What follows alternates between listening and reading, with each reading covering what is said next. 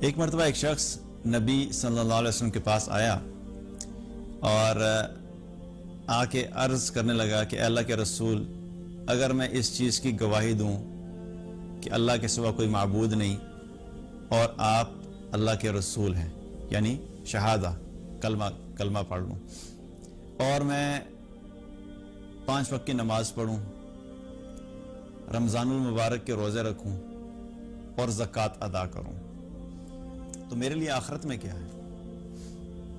تو آپ صلی اللہ علیہ وسلم نے فرمایا کہ جو شخص بھی اس حال میں اس دنیا سے جائے، اس کو موت اس حال میں آئے کہ وہ ان اعمال کے کرنے والا ہے، تو آخرت میں اس کے لیے کیا ہوگا؟ وہ کن کے ساتھ ہوگا؟ مع النبیین والصدیقین والشہداء یوم القیامہ، کہ وہ قیامت والے دن انبیاء کے ساتھ، شہداء کے ساتھ، صدیقین کے ساتھ ہوگا۔ کون کون سے اعمال؟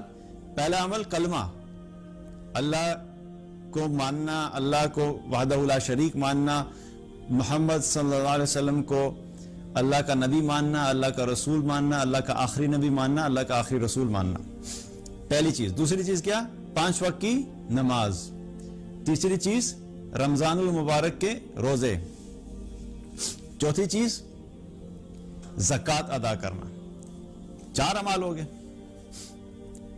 تو آپ صلی اللہ علیہ وسلم نے کیا فرمایا کہ ان کے ساتھ ہوگا؟ انبیاء کے ساتھ، شہداء کے ساتھ اور صدیقین کے ساتھ۔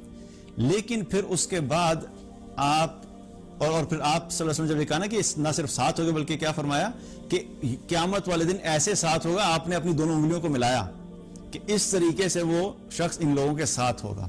لیکن پھر اس کے بعد آپ صلی اللہ علیہ وسلم نے آخر میں ایک شرط رکھ دی، شرط بتائی کہ اگر ایک کام وہ نہ کرتا ہو، وہ کام کیا ہے؟ آپ صلی اللہ علیہ وسلم نے فرمایا ما لم یعق والدیہ، کہ وہ اپنے والدین کا نافرمان نہ ہو، کہ یہ سارے کام کرے گا تو کن کا ساتھ ملے گا؟ انبیاء کا ساتھ ملے گا، شہداء کا ساتھ ملے گا، صالحین کا ساتھ ملے گا، لیکن ایک شرط ہے کہ اپنے والدین کا نافرمان نہیں ہو۔ اس کا کیا مطلب ہے کہ اگر کوئی شخص اپنے والدین کا نافرمان ہے تو وہ اتنے سارے اعمال کرنے کے باوجود بھی اتنے بڑے سٹیٹس سے محروم ہو جائے گا۔ آپ سوچئے کہ کسی انسان نے 40 سال نمازیں پڑھی ہیں اور ایسی نمازیں پڑھی کہ 5 وقت کی نماز باجماعت اور کوئی ناغہ نہیں، کوئی نماز مس نہیں ہوئی۔ اس شخص نے 40 سال کے روزے رکھے ہیں اور ایسے روزے رکھے کہ کوئی ایک روزہ اپنی زندگی میں نہیں اس نے چھوڑا۔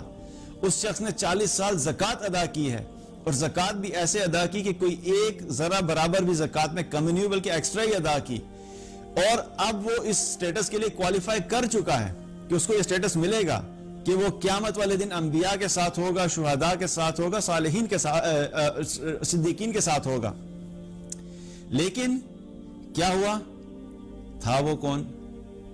اپنے والدین کا نافرمان تھا، والدین کی فرما برداری نہیں کرتا تھا، والدین کے ساتھ اچھا سلوک نہیں کرتا تھا، والدین کے ساتھ اچھے طریقے سے بات نہیں کرتا تھا، ان کے ساتھ اس کا رویہ ٹھیک نہیں تھا، ان کی عزت نہیں کرتا تھا۔